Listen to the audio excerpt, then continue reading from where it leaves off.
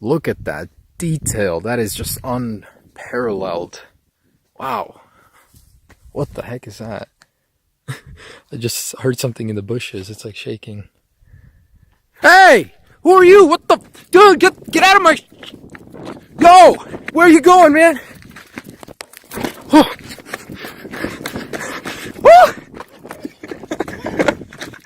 Damn, how's that stability? How is that for stability? What's up, guys? Everything Apple Pro here, and let's go ahead and compare the Samsung Galaxy Note 8's dual lens camera to the dual lens system on the iPhone 7 Plus. This thing is better than the S8 Plus in two areas: one, optical image stabilization, and low light. So those will be the key points of the video, but I also want to test everything else. Chicken warning, guys. There are lots of chickens in this video. All right, guys, so here we are. We have arrived at the gardens. So this is going to be a test of color and quality, the very first one.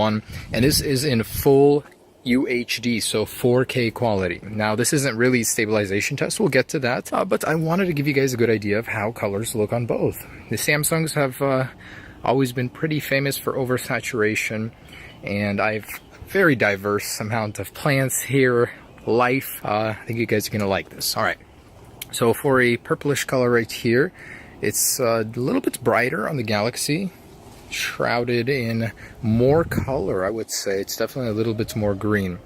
So look at that. When you got a focus in the background, oh boy, both of them look so great.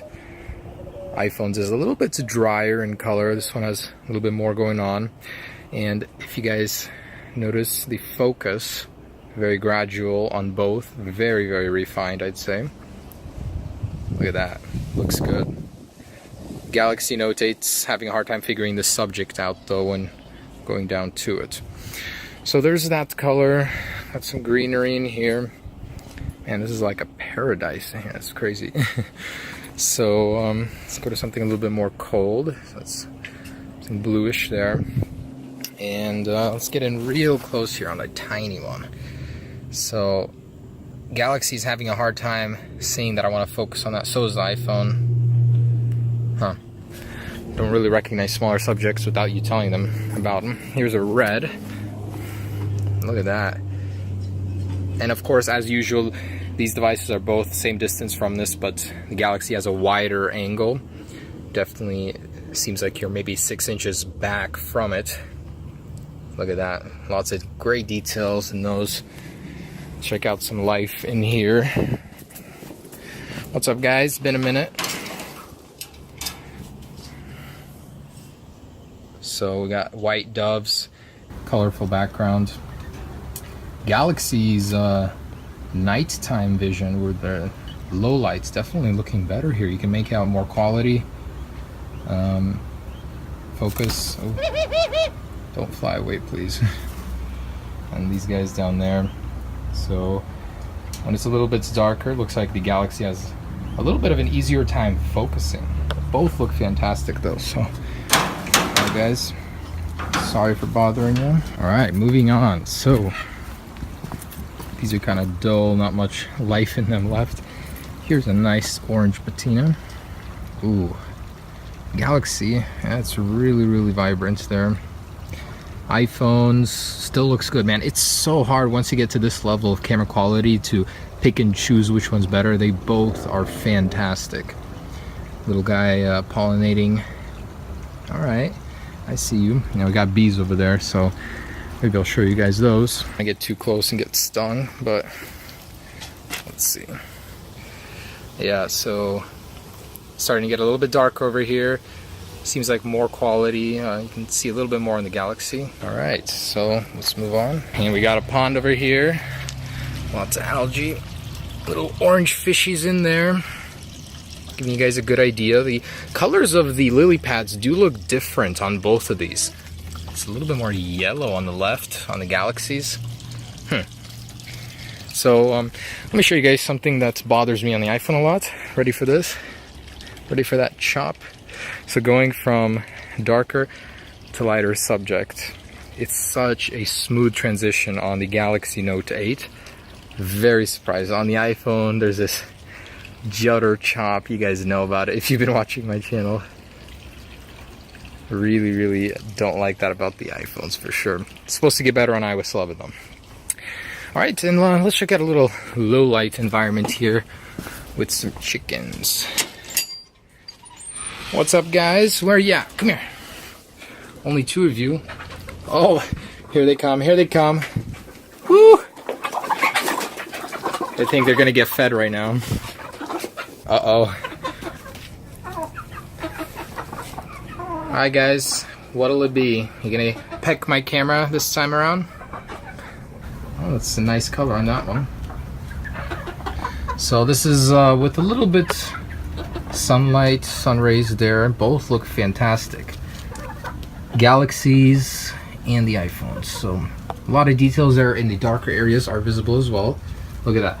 From dark to light, dark to light. You got this chop on the iPhone. Right, the man King himself has arrived. What's up, man? You ever listen to sad music just so you could feel sad? All the time. Well, I don't.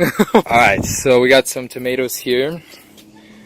We're in the shadows, so not as much light coming through. Both look good. Tomatoes definitely look a lot more ripe on the Galaxy Note 8. But what do you think, man? It's kind of hard to call on this one. Both are so good. Yeah, they are. Except for iPhone always captures the dull essence of life. Life is not as exciting with an iPhone. They always oversaturate their colors. I think so too. A little bit. But that's good. Alright guys, I just want to do a quick little focus test just to let you guys know how fast both of these are. So we're going to get in real close here, as close as we can without it starting to get blurry. And subject closer. Outside, inside. Wow. You can definitely tell the Galaxy Note 8 is near instantaneous. The iPhone takes a moment to get its bearings once you get in real close. But the laser focus on the Galaxy Note 8, wow. Very impressed. Wait, are you recording this? Yes, I am. Oh, I'm just messing around. Alright, so let's go ahead and test the dual OIS sensors. The Note 8 has them on both the telephoto and the wide angle lens. So I'm very curious, you know, from the actual announcement, that's the only thing that really piqued my interest, besides the really capable low light, was the dual OIS sensor. So I want to test that out. So we're going to do some running. Mr. Lumberjack here is going to be walking. I'm going to be walking behind him on some rough terrain to give you an idea of how it is. Now, this is in 4K. Obviously, this is most likely digital image stabilization if there is any. So just to give you an idea of the before, and I'm going to switch that on right now. And I just enabled 1080p 30 frames per second. So this should have the optical image stabilization on for both. Funny though is that the Galaxy Note 8 still seems more jittery as I'm walking. I'm holding them in the exact same manner. And the iPhone has more of a natural feel to it. Note 8 has this, it's a very interesting judder.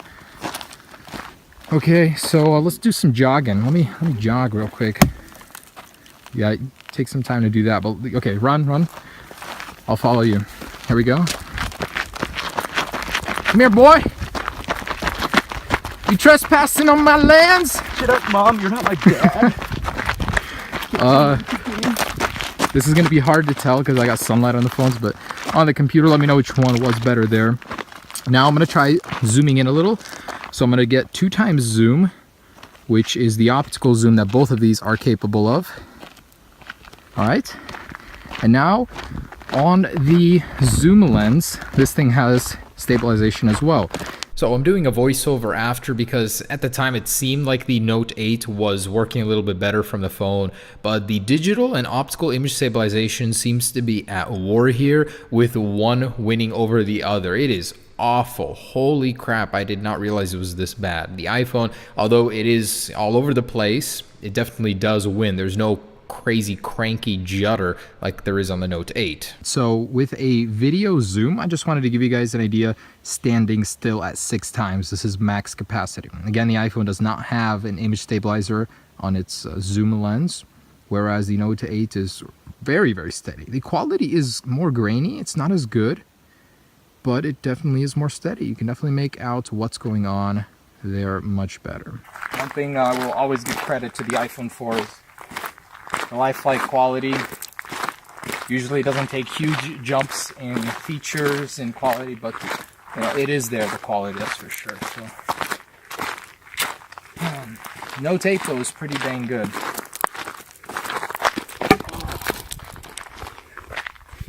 I don't know, why did we even bring this, man? Literally just messing around with this. We'll find out. Alright, so how does that look with the sun behind me? Galaxy's a little dark. iPhone's a little more natural. I'll tell you what looks more natural though, the iPhone camera. That thing is like a robot. Ooh. It's nice, it's a different look, but it takes some getting used to.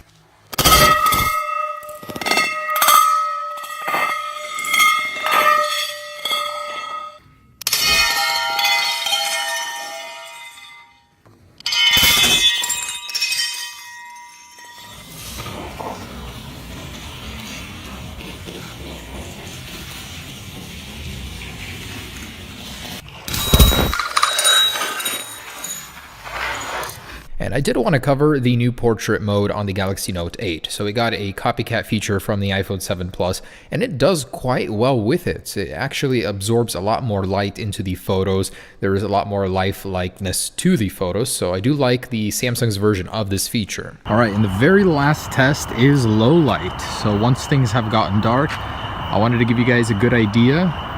The new dual lens with the supposed improved night mode on the Note 8. So, we got the moon over there, lots of grain on both from what I can see.